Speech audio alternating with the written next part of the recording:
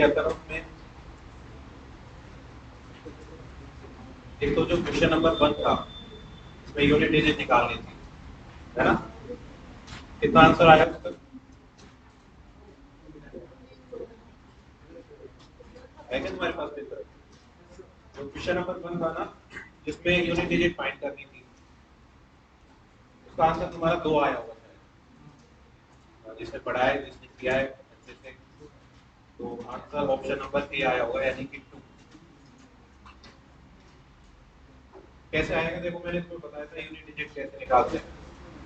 कोई भी पावर दे रखी है तो सबसे पहले उसका जो ब्रैकेट के अंदर जो नंबर दे रखा है ना उसका फर्स्ट डिजिट देखोगे, मतलब यूनिट डिजिट क्या है उसका। जैसे पहला जो नंबर है उसमें ब्रैकेट के अंदर जो नंबर लिखा है उसका जो यूनिट डिजिट है वो कितना है? 8 है, ठीक है ना? तो जो यूनिट डिजिट लिखा होता है ब्रैकेट के अंदर उसको तो अपन एल मानते हैं, यानी एल की वैल्यू कितनी दे रखी है अपन को? 8 दे रखी है, ठीक है।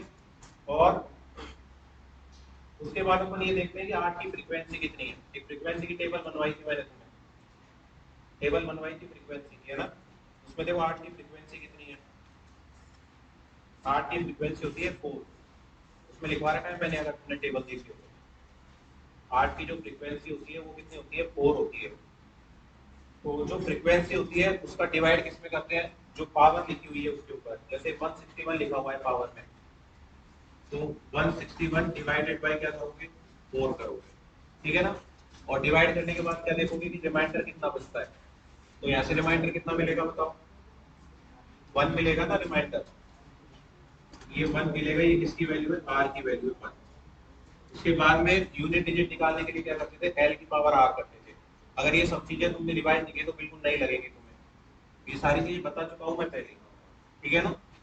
तो यूनिट डिजिट निकालने के लिए क्या करोगे? एल की पावर आर करोगे। एल की वैल्यू कितनी है यहाँ पे? 8। आर की वैल्यू कितनी है? 1। 8 की पावर 1 करोगे, इसका मतलब जो फर्स्ट टर्म दे रखी है इसमें 5549 2 8 की पावर 161, इसकी जो यूनिट डिजिट आएगी वो कितनी आएगी? 8 आएगी, ठीक है। उसके बाद सेकंड टर्म देखो क्या दे रखी है? 8649 की पावर 102। सेम इसी तरह इसमें भी ये करोगे। एल की वैल्यू कितनी हो जाएगी बताओ इसमें? जो यूनिट डिजिट होता है वो एल की वैल्यू होती है, तो यूनिट डिजिट कितनी है इसकी? 9 है ना? अरे ब्रैकेट के अंदर जो नंबर लिखा हुआ है उसकी जो यूनिट डिजिट होती है उसको एल बोलते हैं अपन। तो यहाँ पे एल की वैल्यू कितनी है? 9 नहीं है क्या? 9 है ना एल की वैल्यू। और उसके बाद में क्या देख रहे हो कि जो 9 की फ्रीक्वेंसी है वो कितनी होती है?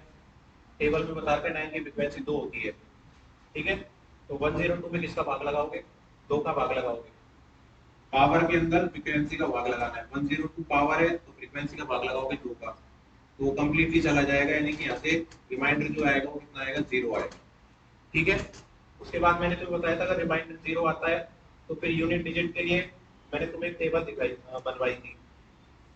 अगर रिमाइंडर 0 होता है तो यूनिट डिजिट देखने के लिए अपन क्या चेक करते हैं? देखो अगर एल की वैल्यू 2468 हो, अगर एल की वैल्यू क्या हो? 2468, तब तो बताओ यूनिट डिजिट क्या बताई थी?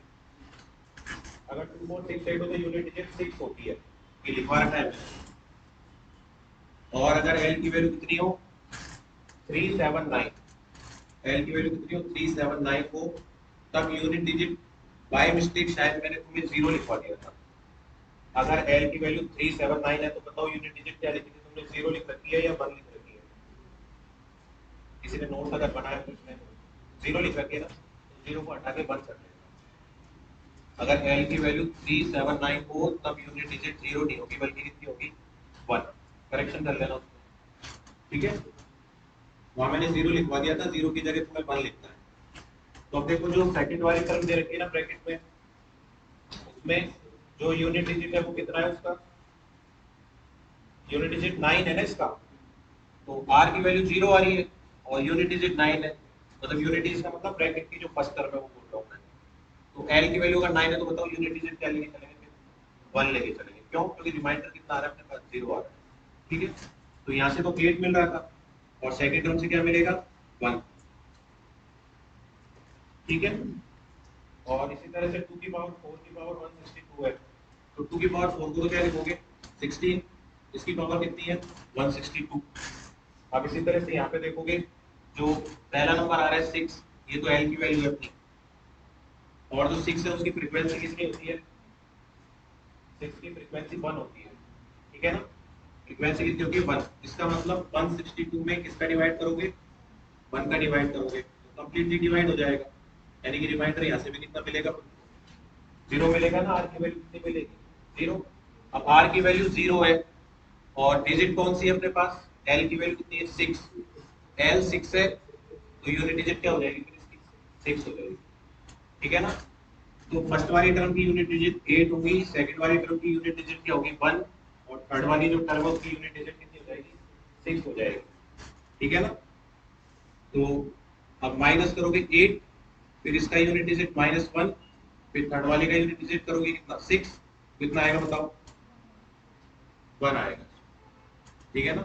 आप लोगों का आंसर 2 इसलिए आ रहा था क्योंकि पहले अपन ने अभी यूनिट डिजिट 1 की जगह कितना लिख रखा था? 0 लिख रखा था। इस वजह से जो बीच वाली टर्म थी ना उसकी यूनिट डिजिट क्या आ गई थी? आपने 0 आ गई थी। 8 - 0 -6 हो रहा था, इस वजह से जो आंसर आ रहा था वो कितना आ रहा था? 2 आ रहा था, ठीक है ना? लेकिन एक्चुअल में आंसर आएगा कितना? 1 आएगा। क्यों? क्योंकि वहां पे अपन ने बाय मिस्टेक क्या किया था? वहां पे यूनिट डिजिट 0 लिखी थी पहले, बढ़ाया था, तो वहां पे करेक्शन कर लेना, यूनिट डिजिट कितनी आएगी? वहां पे 1 आएगी, ठीक है? जिसने पढ़ा होगा उसको समझ में आ गया होगा, अगर रिवाइज किया होगा, ठीक है? उसके बाद में देखो जो सेकंड क्वेश्चन था वो भी अपन कर चुके थे क्लास के अंदर ही, प्रोबेबिलिटी का था। From a well shuffled pack of 52 cards, 2 cards are drawn in random, what is the probability that both the cards are king? मतलब ये बोल रहा है कि 52 पत्तों का सेट है, उसमें से 2 कार्ड निकालने हैं, और 2 कार्ड निकालने पर ये पूछ रहा है कि प्रोबेबिलिटी क्या होगी कि वो दोनों कार्ड क्या हो? किंग हो, ठीक है? 2 कार्ड सेलेक्ट करने हैं, उन दोनों कार्ड की प्रोबेबिलिटी क्या आनी चाहिए? किंग होने की प्रोबेबिलिटी निकालनी है। तो मैंने तुम्हें बताया था जब भी अपन सिलेक्शन की बात करते हैं तो अपन क्या काम में लेते हैं बताओ? परम्यूटेशन काम में लेते हैं, कॉम्बिनेशन। कोई भी सेट है, उस सेट में से अपन को सेलेक्ट करना है किसी को, तो अपन परम्यूटेशन काम में लेंगे या कॉम्बिनेशन काम में लेंगे? कॉम्बिनेशन काम में लेंगे। तो यहाँ पे भी देखो सिलेक्शन की बात की है, ठीक है ना? सेलेक्ट करने अपन को 2 कार्ड 52 में से, तो काम में तो क्या लेंगे? कॉम्बिनेशन लेंगे, ठीक है? प्रोबेबिलिटी निकालने के लिए अब लिखेंगे कैसे? सबसे पहले तो देखो जो 52 कार्ड्स हैं उसमें से हमको पता है कि किंग जो होते हैं वो कितने होते हैं? 4 होते हैं, ठीक है? इन 4 किंग में से अपन को कितने कार्ड सेलेक्ट करने हैं? 2 कार्ड, तो क्या लिखेंगे? 4C2, ठीक है? और बटे में नीचे क्या लिखेंगे? टोटल प्रोबेबिलिटी कितनी है? तो टोटल के लिए क्या करेंगे? टोटल कार्ड्स कितने अपने पास? 52, और उसमें से कितने निकालने? 2 निकालने, ठीक है? इस तरह से प्रोबेबिलिटी निकलेगी 4C2 divided by 52C2। Solve कर लोगे इसको, फैक्टोरियल 4 डिवाइडेड बाई फैक्टोरियल 2, और फैक्टोरियल 4 - 2 करते हैं तो फैक्टोरियल 2 आएगा। फिर 52 फैक्टोरियल डिवाइडेड बाई 2 फैक्टोरियल, 52 - 2 यानी 50 फैक्टोरियल। इसको सॉल्व करोगे क्या आएगा? देखो 4 फैक्टोरियल, 2 फैक्टोरियल, 2 फैक्टोरियल इनटू, ये ऊपर चला जाएगा, 2 factorial 50 factorial divided by 52 factorial को ऐसा लिख लो 52, 51 और 50 फैक्टोरियल। ये 2 फैक्टोरियल कैंसिल हो जाएगा, 50 फैक्टोरियल कैंसिल हो जाएगा, और ये 4 फैक्टोरियल को क्या लिख सकते हो? 4 × 3 × 2 × 1, ये 2 फैक्टोरियल कैंसिल हो जाएगा। ऊपर अपने पास 12 बचेगा, नीचे 52 × 51। इसको जब और सॉल्व करोगे आगे तो तुम्हारे पास कितना आ जाएगा? ऑप्शन सी आ जाएगा 1/221। चलोगे इसे 1/221 आएगा, ठीक है? तो इस तरह से जो है अपने पास सेकंड क्वेश्चन में जो प्रोबेबिलिटी पूछ रहा था इस तरह से निकालेंगे। उसके बाद में जो थर्ड क्वेश्चन था वो भी अपन कर चुके थे क्लास में, जो डायरेक्शंस वाला था, करवाया ना ऐसा question? Kareena walks 20 metre north, तो डायरेक्शन पता होना चाहिए बस।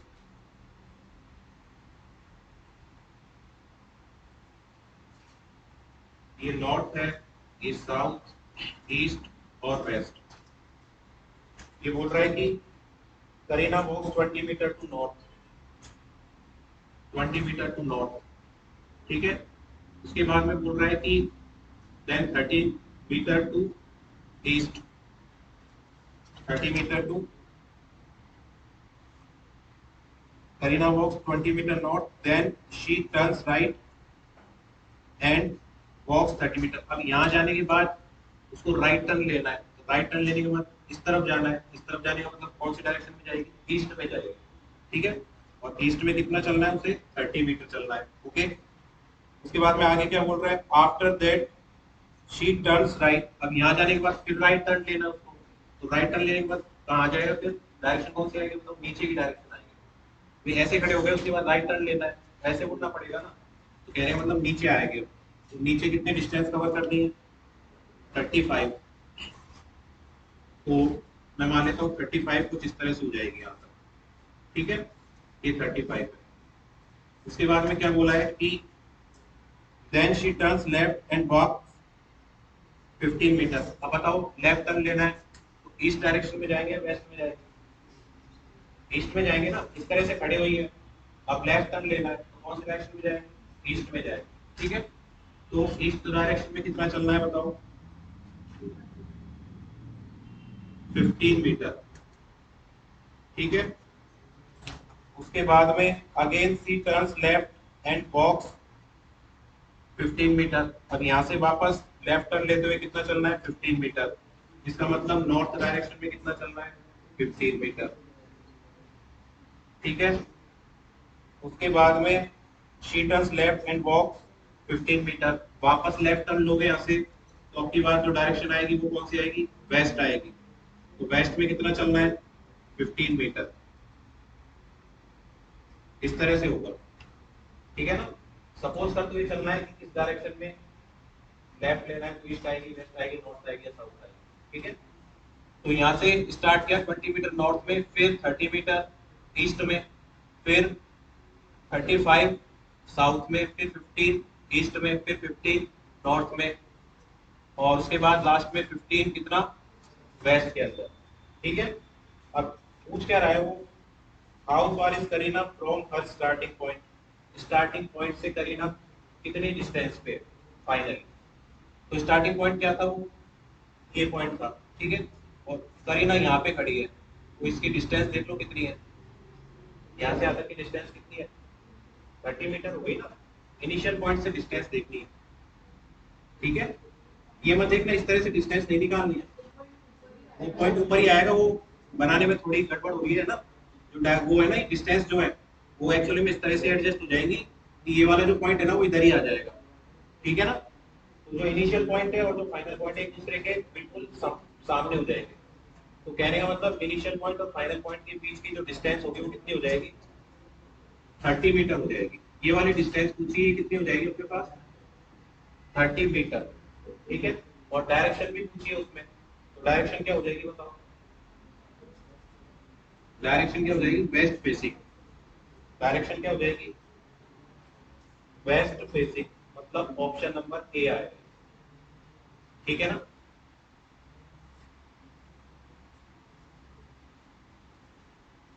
तो इस तरह से करना था, ये सवाल में तुम्हें करवा चुका हूं, इस तरह के सवाल पहले डायरेक्शंस वाले, ठीक है। उसके बाद में ये तो अपन ने शायद अभी किया नहीं है, जो प्रॉफिट लॉस वाला है, किया है क्या क्वेश्चन किसी ने, क्या है आपको बताओ, 500, ठीक है। लेकिन एक्चुअली में क्या है, इसमें 500 के साथ साथ एक दूसरा आंसर भी आ सकता है जो ऑप्शन के अंदर है नहीं। 500 आंसर आ रहा है, ये सही है, लेकिन 500 के अलावा एक आंसर और आ सकता है जो कि ऑप्शन में नहीं दिया। तो बता सकते हो कैसे क्यों आएगा, बताओ। नहीं 500 तो आएगा, ये तो पक्का है कि आएगा, हाँ ये तो मैं बोल रहा हूँ। लेकिन 500 के अलावा भी एक आंसर और आ सकता है, उसकी पॉसिबिलिटी भी है, लेकिन वो ऑप्शन के अंदर नहीं है।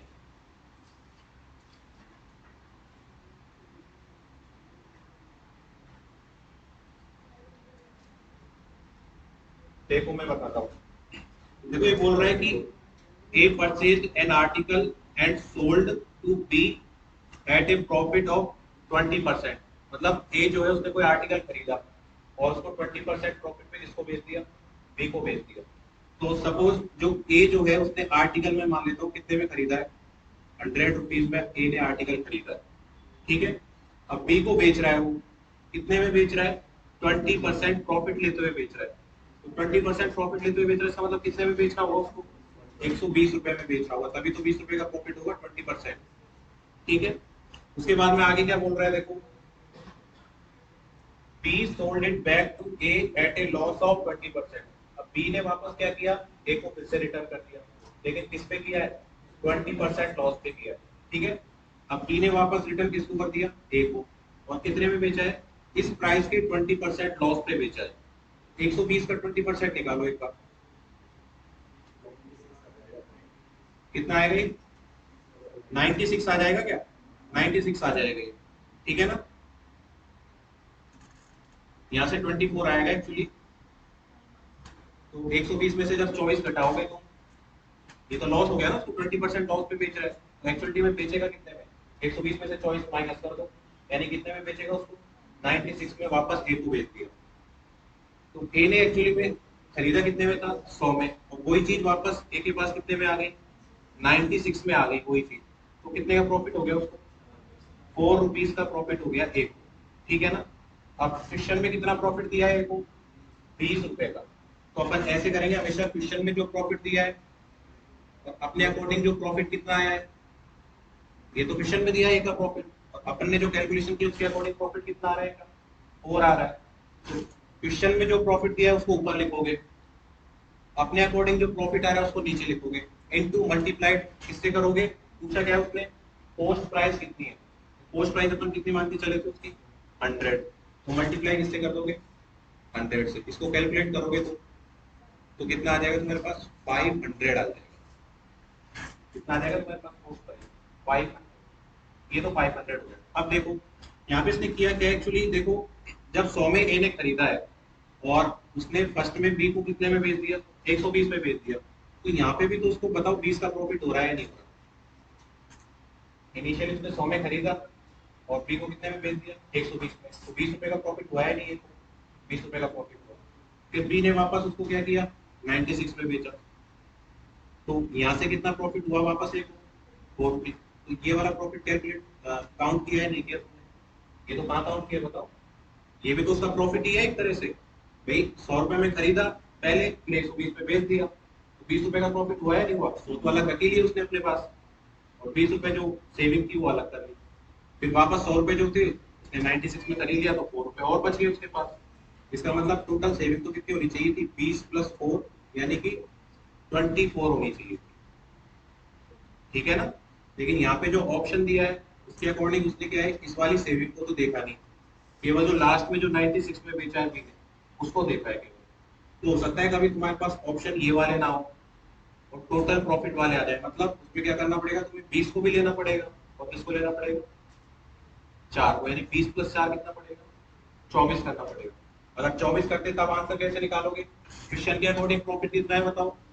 20, और अपने अकॉर्डिंग प्रॉफिट कितना आ रहा है? 20 तो ये हो गया, प्लस 4 ये हो गया, 24, ठीक है ना। तो डिवाइड किससे करोगे? 24, और मल्टीप्लाई किससे करोगे फिर?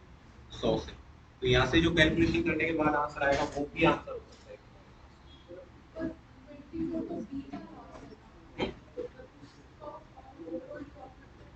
ए का प्रॉफिट कितना ही है बताओ? ₹20 तो पहले यहाँ से प्रॉफिट ले लिया उसने, ले लिया भी, फिर ₹4 यहाँ से भी तो लिया वापस प्रॉफिट, जब बी ने उसको 96 में बेच दिया। उसके पास ₹100 तो सेव है ही पहले से, और वही चीज उसके पास 96 में वापस आ गई, तो ₹4 और बच गए ना उसके पास। 20 तो पहले बच गए थे, 4 और बच गए, 24 बच गए आगे के पास। तो इस वजह से 500 तो आंसर राइट है, लेकिन एक आंसर और हो सकता है जो तुम इसकी कैलकुलेशन करके निकालो, ठीक है। बात समझ में आ गई होगी, नहीं तो अपन जो नेक्स्ट चैप्टर पढ़ेगा ना वो ये वाला पढ़ेगा। तो 500 जो आंसर है वो सही है इसमें। उसके बाद में देखो नेक्स्ट जो एज प्रॉब्लम वाला दे रखा था, ये भी कर सकते थे।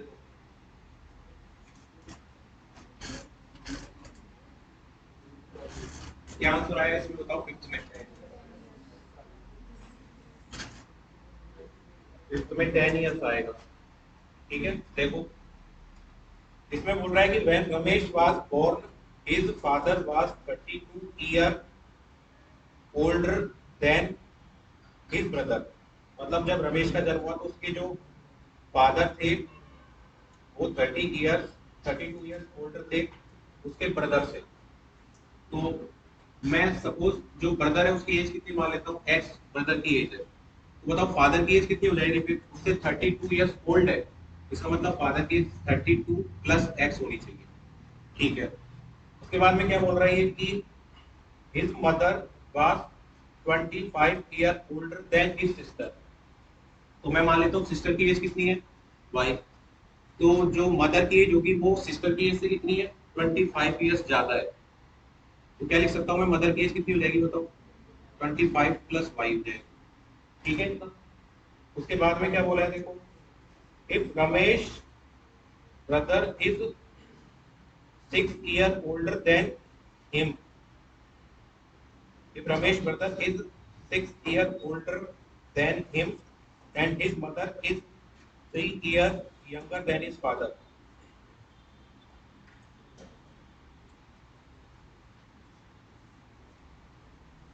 ठीक है, ये बोल रहा है कि जब रमेश का जब जन्म हुआ था तो उसका जो भाई है वो उससे कितना ज्यादा था, 6 साल बड़ा था।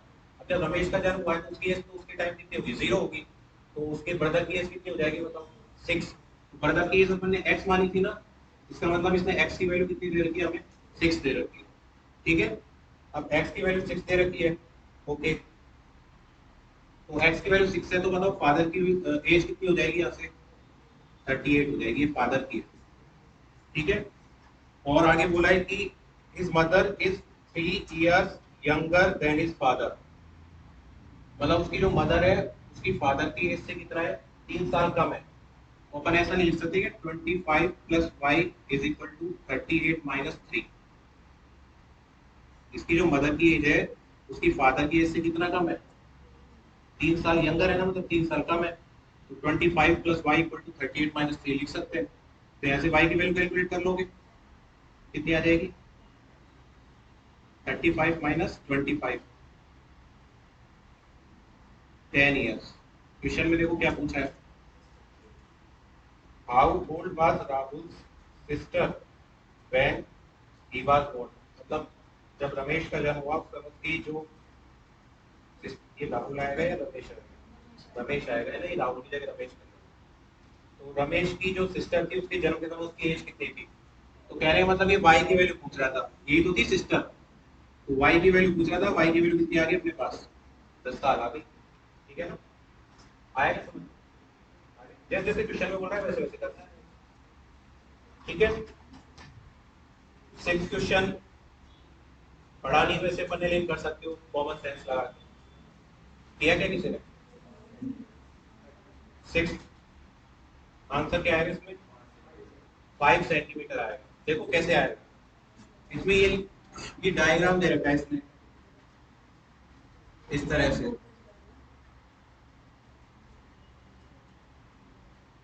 ये डी पॉइंट है, ये ई पॉइंट है, ए है, ये सी है, ये 45 दिया है, और ये बी पॉइंट दिया है। और इसमें बोला है कि जो डी है वो परपेंडिकुलर है एसी के, मतलब ये डी जो है वो परपेंडिकुलर किस पे है, एसी पे है, और एसी की जो लेंथ दे रखी है वो ये दे रखी है टोटल 10। तो बताओ एसी की जब 10 है तो ए कितना हो जाएगा, 5, और बीसी भी कितना हो जाएगा, 5 हो जाएगा। ठीक है ना, फिर पूछा गया इसने what is the length of D, मतलब इसकी डी की लेंथ पूछिए, डी की जो लंबाई है वो कितनी होगी। देखो अगर तुमने एक प्रॉपर्टी पढ़ी हो वो ये होती है कि जो सेंटर पे जो एंगल बनता है वो उसकी सर्कमफेरेंस पे बनने वाले एंगल का डबल होता है हमेशा। मतलब यहाँ पे अगर एक्स एंगल बन रहा है तो सेंटर पे हमेशा कितना एंगल बनता है, 2x बनता है। वैसे पढ़ेंगे अपन ये, लेकिन जनरल इन्फॉर्मेशन पता होनी चाहिए कि अगर यहाँ पे अगर परिधि के ऊपर अगर कोई जो एंगल बन रहा है वो x है तो उसके सेंटर पर जो बनने वाला एंगल होगा वो उसका डबल होता है, मतलब 2x होता है।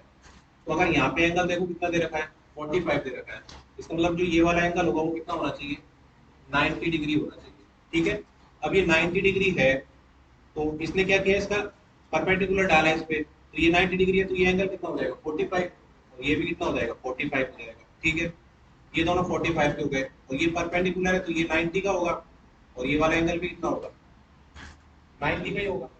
ठीक है, अब बताओ ये 90 है, ये 45 है, तो ये वाला एंगल कितना होगा, 45 ही होगा ना। ये 45 और ये वाला एंगल भी कितना होगा, ये भी 45 ही होगा। अब देखो दो एंगल समान है तो उनके सामने वाले जो भुजाएं होती है वो भी क्या होती है, हमेशा बराबर होती है। जैसे ये 45 है ना, इसके सामने कौन सी आ रही है, डी आ रही है, और ये वाला जो 45 है इसके सामने कौन सी आ रही है, ए आ रही है। दो एंगल अगर किसी भी ट्रायंगल में इक्वल होते हैं तो उनकी सामने वाली जो भुजाएं होती है वो आपस में क्या होती है, बराबर या समान होती है। तो अपने पास अगर ए की वैल्यू कितनी है बताओ, 5 है, तो इस वाले 45 के सामने जो डी आ रहा है उसकी वैल्यू भी कितनी होनी चाहिए, 5 ही होनी चाहिए। ये प्रॉपर्टी होती है कि अगर कोई ट्रायंगल है उसके अंदर दो एंगल तुम्हें दे रखे हैं वो सेम वैल्यू क्या है, जैसे 45 45 के, ठीक है ना, तो उनके सामने जो भी भुजाएं आ रही है ना उनकी जो वैल्यू होगी वो क्या आपस में क्या होगी, बराबर। कहने का मतलब ये 45 है, इसके सामने ए ही आ रहा है जिसकी वैल्यू हमको 5 दे रखी है। इसी तरह से ये 45 है, इसके सामने क्या आ रहा है, डी, तो उसकी वैल्यू भी क्या होनी चाहिए, 5 ही होगी। ठीक है, और तरीके भी इसको करने के ओपन आगे देखेंगे, तो यहाँ पे जो वैल्यू आएगी डी की वो कितनी आएगी, 5 सेंटीमीटर आएगी। ठीक है, नेक्स्ट 7 नंबर जो क्वेश्चन है, देखिए प्रॉपर्टी होती है, पढ़ेंगे सब अपन नेक्स्ट चैप्टर्स के अंदर। देखो इसने ये दे रखा है ना, पीटी की वैल्यू दे रखी है 8 और पीबी की वैल्यू कितनी दे रखी है, 16 दे रखी है।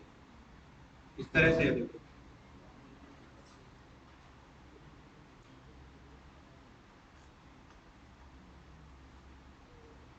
ये बी पॉइंट है, ये ए पॉइंट है, ये बी पॉइंट है, ये टी है, ये 8 दिया है और यहाँ से यहाँ तक कितना दिया है, 16 दिया है।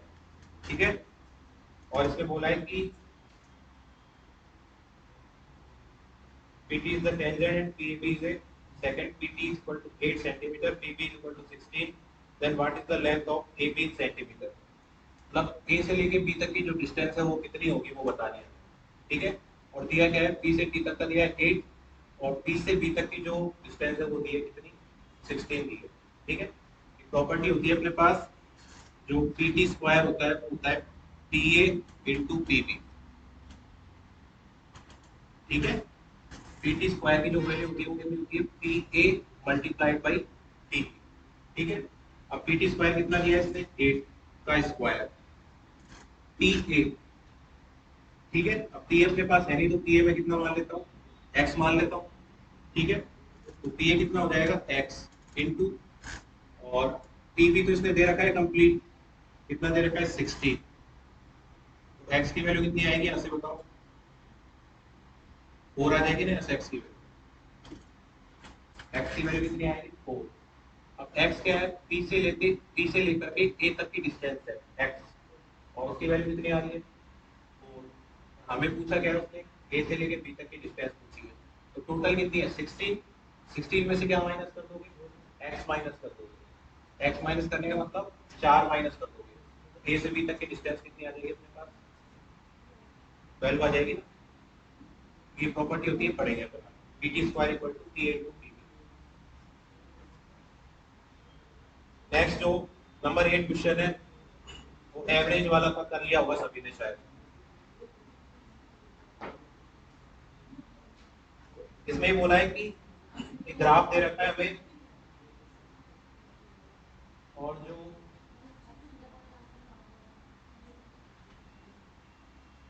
जो ब्लैक वाले जो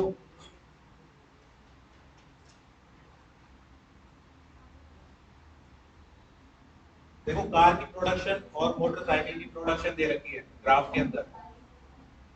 क्या हो गया, नहीं आ रहा है, एक वाला नहीं रहा, बता दें। इसमें ही बोल रहा है कि जो कार की प्रोडक्शन और मोटरसाइकिल की प्रोडक्शन का एवरेज दे रखा है इसमें, एवरेज नहीं, कार की और मोटरसाइकिल की प्रोडक्शन दे रखी है 2014 में, 15 में, 16 में और 17 में। ठीक है ना, जो ब्लैकिश क्या है वो कार है और जो व्हाइट में है वो क्या है, मोटरसाइकिल का प्रोडक्शन है। ठीक है, फिर ये बोल रहा है कि approximately by what percentage the average production of car is greater than the average production of motorcycle over the years. मतलब ये बोल रहा है कि जो कार का प्रोडक्शन है ना वो मोटरसाइकिल के प्रोडक्शन से कितना परसेंट अधिक है, वो निकालना है हमें, कितना परसेंटेज अधिक है मोटरसाइकिल के प्रोडक्शन से कार का प्रोडक्शन। ठीक है, और ये भी बोला है कि एवरेज निकालना है, average production of car is greater than the average production of motorcycle. कहने का मतलब सबसे पहले तो एवरेज निकालना पड़ेगा, जितने भी ईयर्स दे रखे हैं उनमें कार का कितना प्रोडक्शन हुआ उसका एवरेज, और जितने भी ईयर्स दे रखे हैं उसमें मोटरसाइकिल का कितना प्रोडक्शन हुआ उसका एवरेज। ठीक है, और दोनों के जो एवरेज आ जाएंगे ना उसके बाद देखेंगे कितना परसेंट अधिक जो है वो कार का प्रोडक्शन हुआ है। ठीक है, तो सबसे पहले एवरेज कैसे निकालोगे? एवरेज तो सिंपली चारों का जोड़ के और 4 से डिवाइड कर देना। जैसे अगर कार का निकालना है तो क्या क्या करोगे, 10 plus 15 plus 5 plus 25 divided by 4, तो ये कार का जो है एवरेज आ जाएगा। इसी तरह से फिर मोटरसाइकिल का एवरेज निकाल दोगे, है ना, 5 plus 20 plus 10 plus 10 divided by 4, तो ये मोटरसाइकिल का अपने पास एवरेज आ जाएगा। तो जो कार का एवरेज आएगा ना अपने पास वो 13.75 आएगा, और जो मोटरसाइकिल्स का एवरेज आएगा,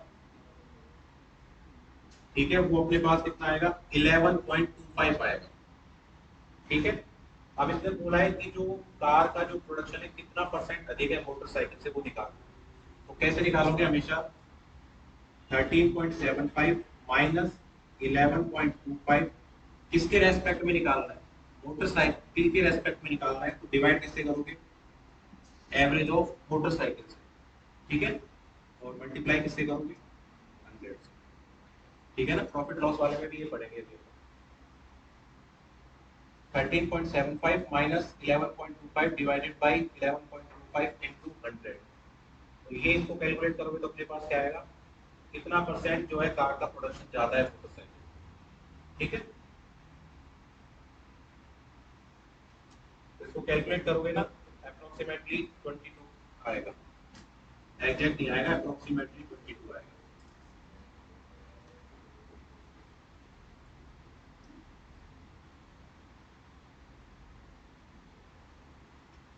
ठीक है, उसके बाद में 9 नंबर क्वेश्चन कर लिया होगा सभी ने। ठीक है ना, वैसे पढ़ेंगे लेकिन ये तो जनरल है, जैसे सीएटी का कोड दे रखा है, इसने एक्स जेड जी दे रखा है।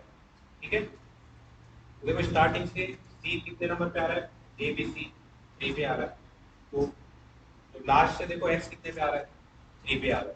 ठीक है ना, इसी तरह से स्टार्टिंग से जो ए आता है वो नंबर 1 पे आता है, और जो फाइनल से जो जेड आता है वो कितने पे आता है, फर्स्ट पे आता है ना। हाँ, उस तरह से दे रखा है, इधर से इनिशियल उधर से फाइनल। ठीक है, तो इस तरह से बस तुम्हें जीआई में ई का कोड पता लगाना था कितना होगा। जैसे जी जो है वो कितने नंबर पे आता है, A B C D E F G 7 पे आता है, तो लास्ट से देखो 7 से कौन सा अल्फाबेट आता है ना, टी आता है। तो दो ऑप्शन तो पहले कैंसिल आउट हो जाएंगे, बी और डी। को ऑप्शन क्या आएगा, ए आएगा या क्या आएगा, सी आएगा। अब आर को चेक करने की जरूरत ही नहीं है क्योंकि आर तो दोनों में आ रहा है ना कॉमन। फिर किसको चेक करोगे, बी को चेक कर लोगे, बी को चेक कर लोगे ना, जो तीसरा डिजिट तीसरा अल्फाबेट दे रखा है बी, तो बी देख लो इनिशियल से कितनी पोजीशन पे आता है, B W X Y Z 5 पे आता है, वो सॉरी इनिशियल से 5 पे नहीं, इनिशियल से 22 पे आता है शायद, 21 22 जो भी आता है देख लेना है ना। तो इनिशियल से 22 है, 23 पे आ रहा है, तो फाइनल से क्या देखोगे फिर 22 23 पीछे से, तो क्या आएगा तुम्हारे पास में, ई आएगा। समझ में आ गई होगी बात में क्या करना है। ठीक है, तो इस तरह से कर लोगे, इसमें कोई ज्यादा बताने वाली बात नहीं। उसके बाद नंबर 10 जो क्वेश्चन है ये भी कर लिया होगा सभी ने। ठीक है ना, ब्लड रिलेशन वाला है, पढ़ेंगे। A is sister of B, C is father of B, he is father-in-law, C is the only son of E, then how is C related to D? ठीक है ना, इसमें तो सिंपली क्या किया करो, अपनी फैमिली को इमेजिन कर लिया करो।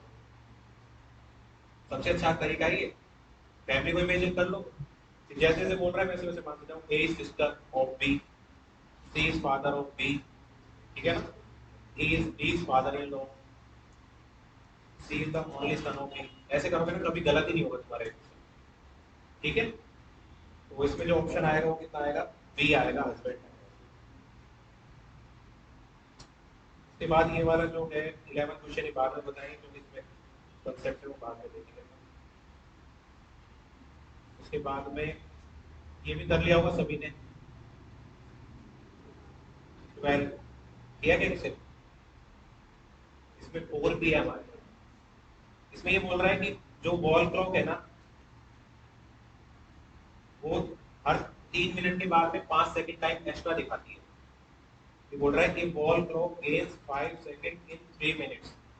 इसका मतलब ये है कि एक ऐसी वॉल क्लॉक है जैसे ही 3 मिनट कंप्लीट करती है तो 3 मिनट के साथ में एक्स्ट्रा कितना टाइम और दिखाती है, 5 सेकंड एक्स्ट्रा और दिखाती है। ठीक है, ये बोल रहा है कि it was properly set at 7 o'clock in the morning if in the same day the clock indicates a time of 4:15 p.m. then what is the true time? ये बोल रहा है कि मॉर्निंग 7 बजे इसको क्लॉक को बिल्कुल फिक्स कर दिया एग्जैक्ट टाइम पे, ठीक है ना। और इवनिंग में जो है क्लॉक ने 4:15 पीएम का टाइम दिखा रही है क्लॉक। तो ये तो सही टाइम तो है नहीं। क्यों नहीं है सही टाइम? क्योंकि हर 3 मिनट के बाद में एक्स्ट्रा टाइम कितना दिखाती है क्लॉक, 5 सेकंड एक्स्ट्रा दिखा देती है, ठीक है ना। और इस समय जो दिखा रही है टाइम वो 4:15 दिखा रही है। एक्चुअलिटी में टाइम है कितना वो बताना है। कर लोगे इसको भाई? 3 मिनट में गेन कितना करती है एक्स्ट्रा, 5 सेकंड। तो 60 मिनट में कितना गेन करेंगे एक्स्ट्रा? 5 मिनट में जो बॉल है वो 3 सेकंड एक्स्ट्रा गेन करती है, तो 60 मिनट में कितना कर लेगी? 3/5 इंटू 16 कर लोगे, ठीक है ना।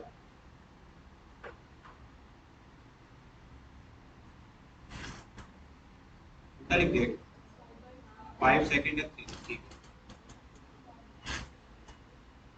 ये बोल रहा है कि 3 मिनट्स में गेन कितना करती है? 5 सेकंड। 1 मिनट में कितना गेन करेगी? 5/3। और 60 मिनट में कितना गेन करेगी?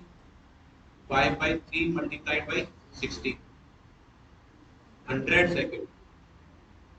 100 सेकंड गेन करेगी कितनी देर में? कितनी देर में गेन करेगी? 1 घंटे या 60 मिनट में 100 सेकंड ज्यादा दिखाएगी। अच्छा ठीक है, अब देखो जो मॉर्निंग में 7 o'clock पे जो है घड़ी को फिक्स किया है, ठीक है। तो 7 o'clock से लेके 4 PM तक कितना टाइम होता है? देखो 7 AM से लेके 4 PM तक टोटल 9 घंटे होते हैं। 9 घंटे का मतलब क्या हो गया? 1 घंटे में अगर 100 सेकंड एक्स्ट्रा दिखा रही है तो 9 घंटे में कितना एक्स्ट्रा दिखाएगी? 900 सेकंड एक्स्ट्रा दिखाएगी। अभी अपन ने निकाला ना 1 घंटे में टाइम कितना एक्स्ट्रा दिखाएगी? 100 सेकंड। और सुबह 7 बजे से लेके शाम को 4 बजे तक टोटल कितने घंटे होते हैं? 9 घंटे। जब 1 घंटे में 100 सेकंड एक्स्ट्रा दिखा रही है तो 9 घंटे में कितना एक्स्ट्रा दिखाएगी? 900 सेकंड एक्स्ट्रा दिखाएगी, ठीक है ना। और 900 जो सेकंड एक्स्ट्रा होते हैं उसको अपन ऐसा भी लिख सकते हैं 15 मिनट। 900 सेकंड को क्या लिख सकते हैं? 15 मिनट लिख सकते हैं ना। 15 को 60 से गुणा करके देख लो, 900 सेकंड आता है। इसका मतलब जब 4 बज रहे हैं, इसका मतलब घड़ी कितना दिखाएगी? 900 सेकंड ज्यादा दिखाएगी, मतलब 4:15 दिखाएगी। और वही क्वेश्चन में बोला है इसमें कि 4:15 दिखा रही है घड़ी, तो एक्चुअलिटी में टाइम कितना होना चाहिए? 4 PM। क्योंकि 4 PM से कैलकुलेशन करके देखी ना तो एक्स्ट्रा टाइम कितना आ रहा है अपने पास? 15 मिनट आ रहा है, यानी 4:15 आ रहा है। इसका मतलब ये है कि जो वॉल क्लॉक है उसके अंदर जो एक्चुअल टाइम है वो कितना है? 4 PM, ठीक है। नेक्स्ट, ये सब बातें भी पढ़ेंगे, मैं तो बस जनरली तुम्हें बता रहा हूँ ये सब चीजें।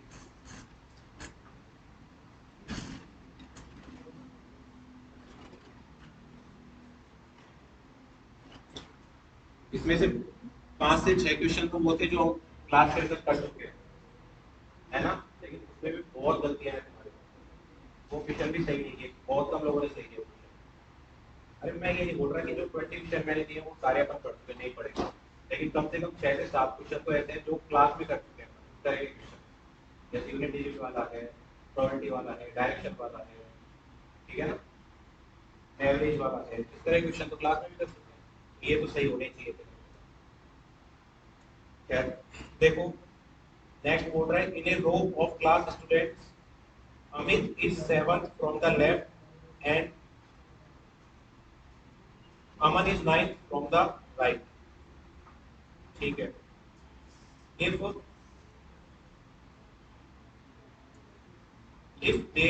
if they interchange their position, then Amit becomes 11 from the left. Then what is the total number of people in the row? देखो इसमें क्या बोल रहा है ये कोई रो है जिसमें स्टूडेंट्स बैठे हुए हैं। उसने ये बोला है कि जो अमित है ना वो 7th है, कहाँ से? लेफ्ट से। तो ये हमेशा लेफ्ट होता है, ये क्या होता है? राइट। अमित की जो पोजीशन है वो 7th है, कहाँ से है? लेफ्ट से 7th है, मतलब यहाँ से अमित जो है वो 7th पोजीशन पे बैठा हुआ है। ठीक है, और आगे क्या बोला है? And Aman is 9th from the right. Aman की जो पोजीशन है, इसको अमित कर लेते हैं। अमन की जो पोजीशन है वो राइट से कितनी है?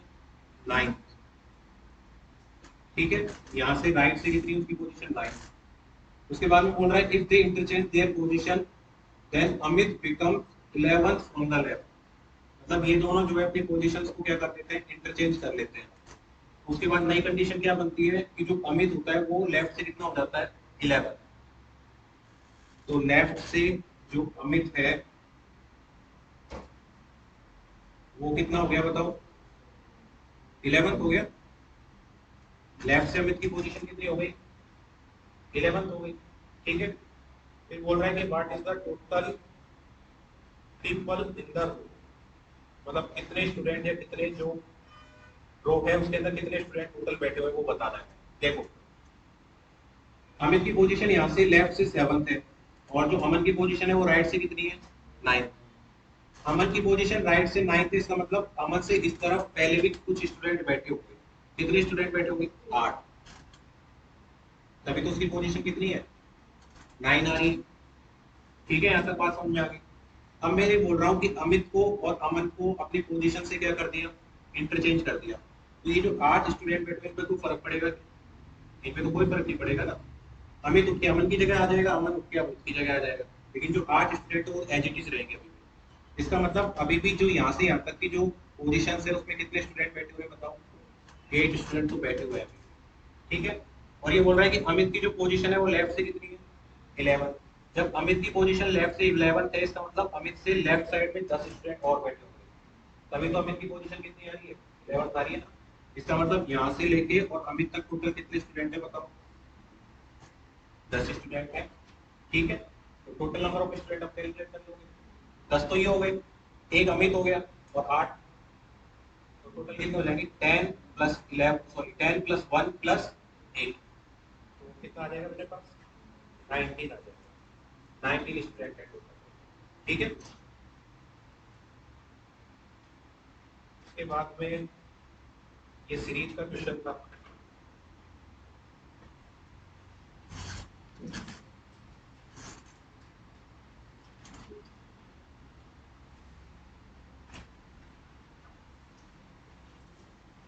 ये दिया था इसमें कि सम ऑफ द सीरीज 1/2, 3/4, 7/8, 15/16,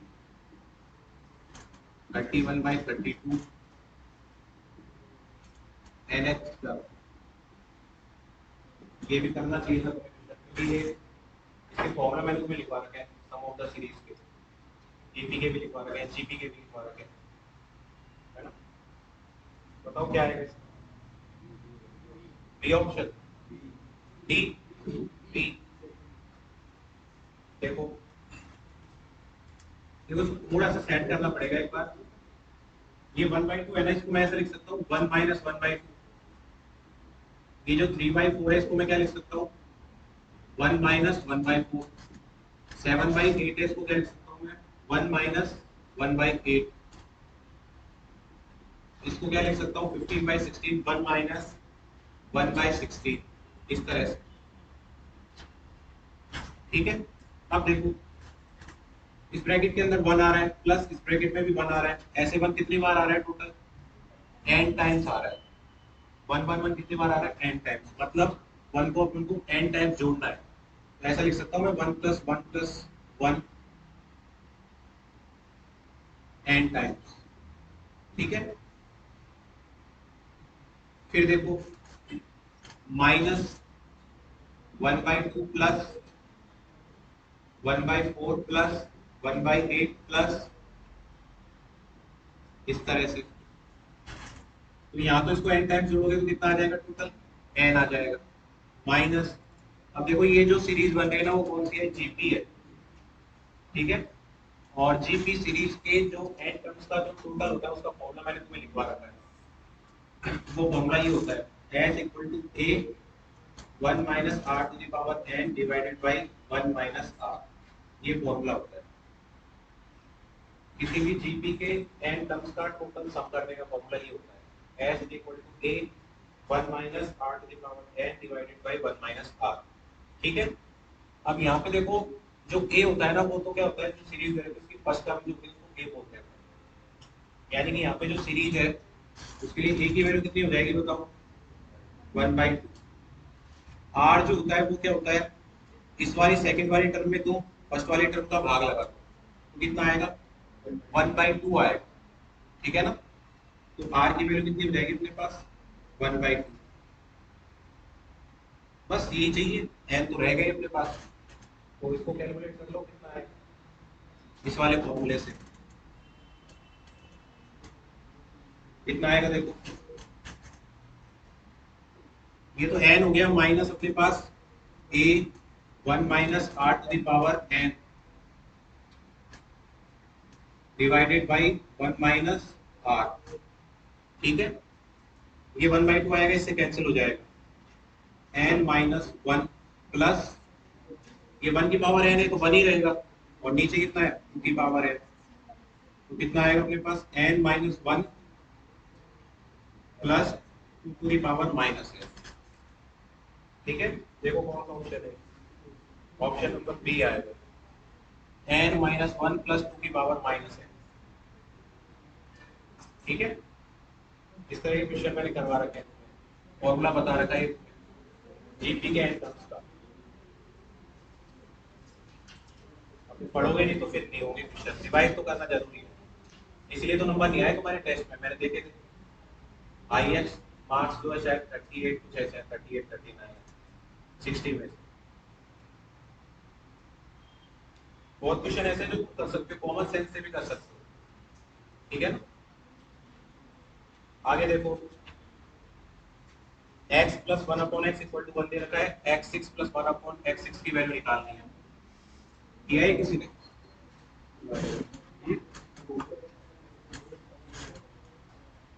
अब ये भी कॉमन सेंस का ही क्वेश्चन है, फॉर्मूला पता होना चाहिए a cube plus b cube का या a प्लस b का होल क्यूब का, वो फॉर्मूला पता है तो कर लोगे आसानी से। देखो ये फॉर्मूला पता है तुम्हें, x प्लस 1/x का होल क्यूब क्या होता है, या फिर a प्लस b का होल क्यूब क्या होता है,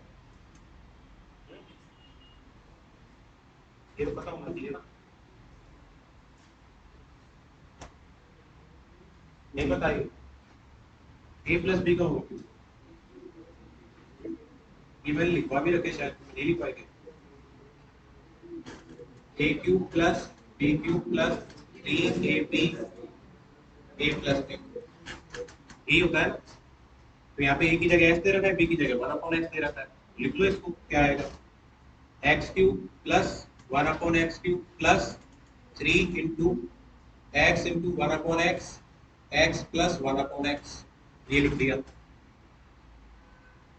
यहाँ से देखो x cube plus 1/x cube की वैल्यू कितनी आएगी, x प्लस 1/x का होल क्यूब माइनस इस वाले टर्म को इधर लेके आओ, ये तो कैंसिल हो जाएंगे, 3 into x plus 1/x, x plus 1/x की वैल्यू देखो क्वेश्चन में दे रखी है 1 है, ठीक है।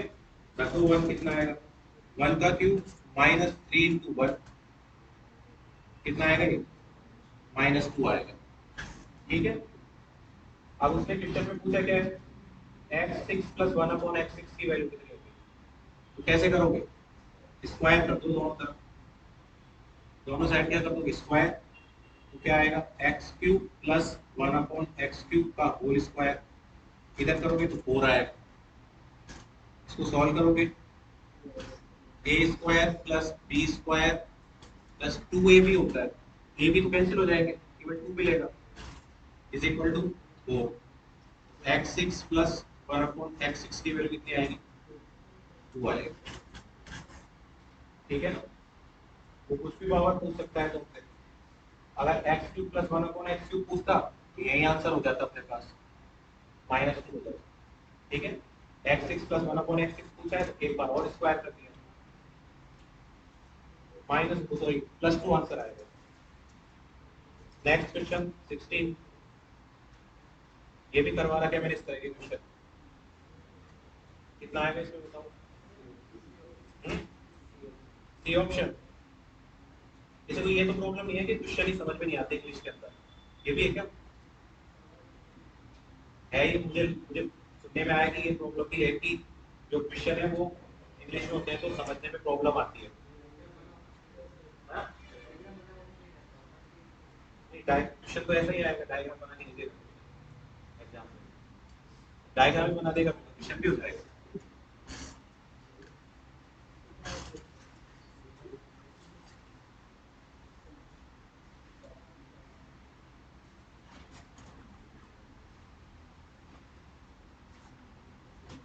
ये बात सही है कि हाँ थोड़ा इमेजिन करना मुश्किल होता है, जैसे इस तरह डायग्राम बनाना पड़ेगा। देखो ये बोल रहा है कि a mobile tower of height 100 meter stands at the top of a tall building। ठीक है, ये बोल रहा है कि कोई मोबाइल टावर है जिसको कहाँ लगा रखा है, किसी बिल्डिंग के टॉप पर लगा रखा है, और उसकी जो मोबाइल टावर की हाइट है वो कितनी है, 100 मीटर दे रखी है। ठीक है, तो ये तो सपोज कोई बिल्डिंग है और इसके टॉप पे क्या लगा रखा है, ये मोबाइल टावर, जिसकी हाइट कितनी दे रखी है हमें, 100 मीटर। ठीक है, आगे देखो क्या बोल रहा है, at it point on the ground the angle of elevation of bottom of the tower is 45 degree. मतलब ग्राउंड पे कोई पॉइंट है, उससे जो टावर का जो बॉटम है ना, उसका जो एंगल है वो कितना दे रखा है इसमें, 45 डिग्री दे रखा है। कहने का मतलब सपोज कोई पॉइंट ग्राउंड पे इस तरह से है, ठीक है, और ये क्या होगा टावर का नीचे वाला पॉइंट बिल्कुल, ठीक है ना, तो उससे जो ये एंगल दे रखा है इसने वो कितना दे रखा है, 45 डिग्री दे रखा है। At a point on the ground, the angle of elevation of bottom of the tower is 45 degree and that of top of tower is 60 degree।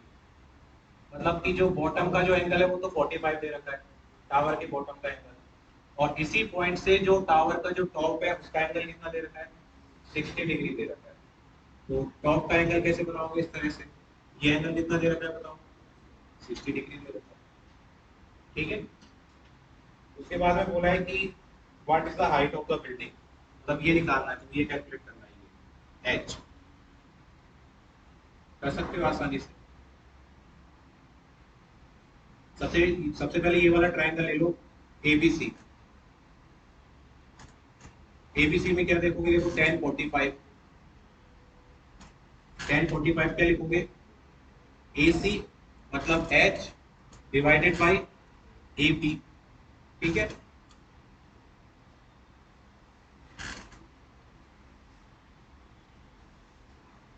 तो H की वैल्यू कितनी आ जाएगी यहाँ से, AB के इक्वल।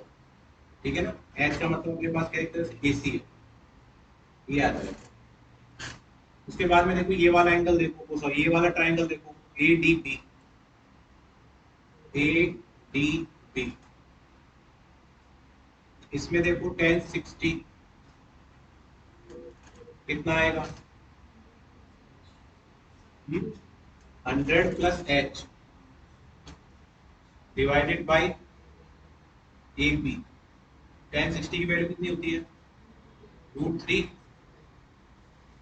और 100 plus H divided by AB। कर लोगे अब, H ही चाहिए ना, मैं तो AB की जगह क्या रख सकते हो, H रख सकते हो इधर, क्या आएगा, √3 equal to 100 plus H divided by H, √3 equal to 100 by H plus 1 100 by H equal to root 3 minus 1। देखिए है क्या, एच की वैल्यू कितनी आएगी, 100 बाई रूट 3 माइनस 1 आएगी। फिर इसको ऊपर नीचे मल्टीप्लाई कर लेना इस तरह से। एच की वैल्यू कितनी आएगी अपने पास, 100 बटे में रूट 3 माइनस 1। ठीक है, ऊपर नीचे मल्टीप्लाई कर लो रूट 3 प्लस 1 से, आ जाएगा ना आंसर। ये कितना आएगा देखो, root 3 minus 1 root 3 plus 1, 3 minus 1 मतलब 2 आएगा। 2 से इसको काट दोगे तो 50। एच की वैल्यू कितनी आएगी, 50 रूट 3 प्लस 1 आ जाएगी। ठीक है, एच की वैल्यू 50 रूट 3 प्लस 1 ये आएगा। ये कॉमन इस तरह से करवा रहे हैं मैंने।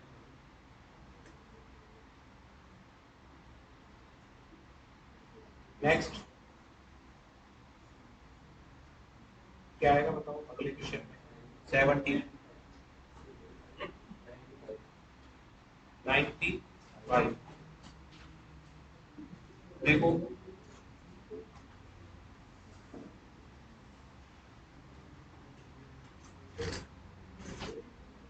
इसमें बोल रहा है कि 3 7 20 3 4 7 9 2 8 7 9। देखो इस तरह से चल रहा है इसमें कि 3 मल्टीप्लाइड बाई 2 प्लस 1, ऐसा करेंगे तो नेक्स्ट टर्म आएगी। 3 मल्टीप्लाइड बाई 2 प्लस 1 करोगे तो नेक्स्ट टर्म आएगी 7। ठीक है, फिर क्या करोगे, 7 मल्टीप्लाइड बाई इससे नेक्स्ट वाला नंबर 3 प्लस इससे नेक्स्ट वाला नंबर 2, कितना आएगा 23 आएगा, मतलब नेक्स्ट वाला नंबर आ जाएगा। फिर 23 को लेके चलोगे, 2 के बाद 3 3 के बाद कितना आएगा 4 प्लस 1 के बाद 2 2 के बाद कितना आएगा 3। इसको कैलकुलेट करोगे कितना आएगा 95 आ जाएगा क्या, आ जाएगा ना 95। फिर 95 लोगे, 95 मल्टीप्लाई किससे करोगे 5, ऐड क्या करोगे 4, ये वाली टर्म आ जाएगी 479। फिर 479 को लोगे, मल्टीप्लाई 6 से करोगे, ऐड 5 करोगे तो नेक्स्ट वाली टर्म आ जाएगी 2879। हमें तो ये पूछा था तीसरी टर्म क्या है, थर्ड टर्म क्या आएगी अपने पास 95। ठीक है, इस तरह का सीक्वेंस कोई भी सीक्वेंस बन सकता है, हो सकता है होल स्क्वायर का सीक्वेंस बन जाता है, या हो सकता है प्लस की जगह माइनस का सीक्वेंस बनता है, वो देखना पड़ेगा सीरीज में। ठीक है, इसके बाद में ये बाद में देखेंगे बात वाला।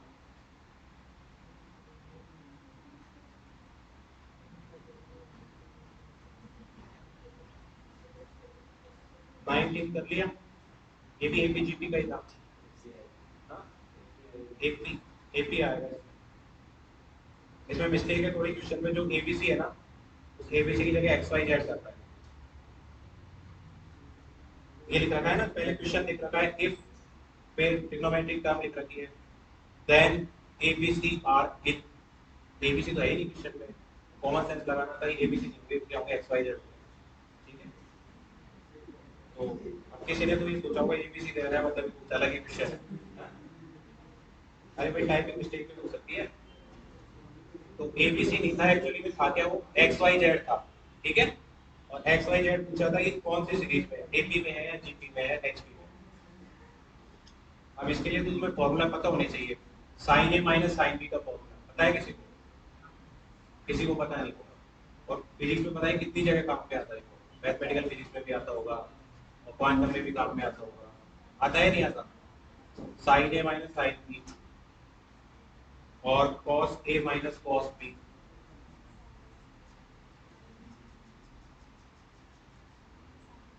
बताओ, ये तो पता होना चाहिए तुम्हें फॉर्मूला, यहीं पे काम नहीं आएंगे तो फिजिक्स में भी काम में आते, कैलकुलेशन करने का इंटीग्रेशन करोगे, फंस गए कहीं पे, sign A minus sine B लगाना है,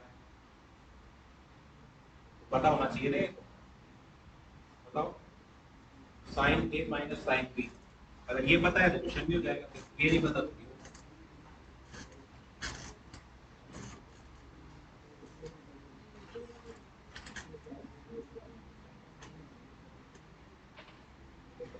कौन में सर्च कर रहे हो? Sign A minus sine B. एक काम कर लेना कि जितने भी फॉर्मूलाज होते हैं, जनरल फॉर्मूला जैसे वो तो तुमने लिख ही रखे होंगे जो क्वांटम में काम में आते हैं, गामा फंक्शन है ना?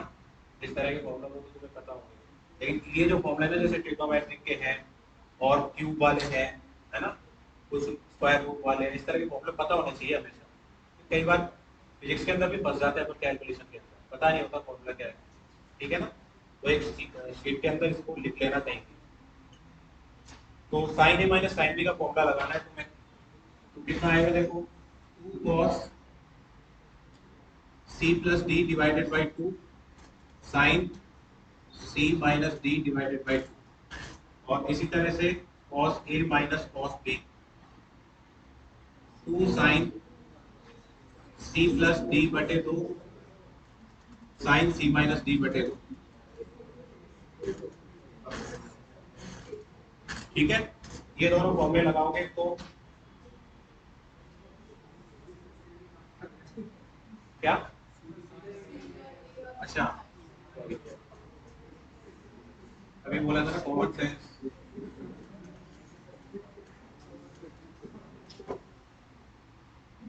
ए बी, ठीक है?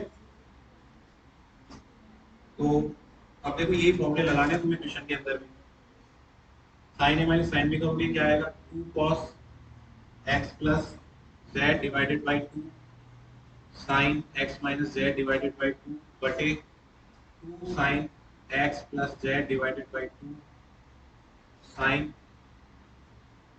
x minus z divided by 2। ये तो कैंसिल आउट हो जाएंगे, ये cos बटे साइन मिलेगा, कितना हो जाएगा ये, cot x प्लस z बटे 2।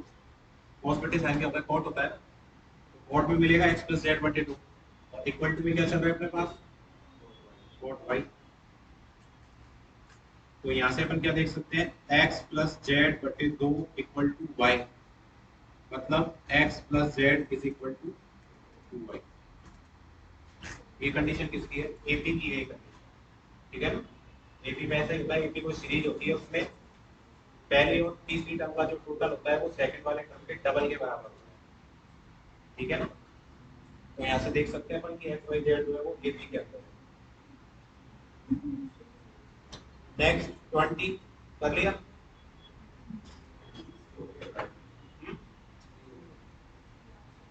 ऑप्शन सी आएगा, तो सिंपल सा है, ठीक है ना?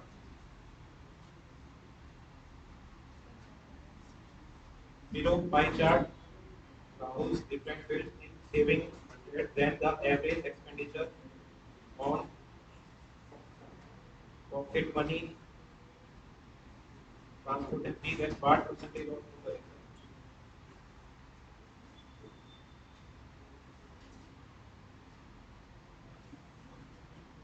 इसने बोला है कि जो पॉकेट मनी ट्रांसपोर्ट और फीस जो है, पॉकेट मनी ट्रांसपोर्ट और फीस जो है उनके एवरेज का जो,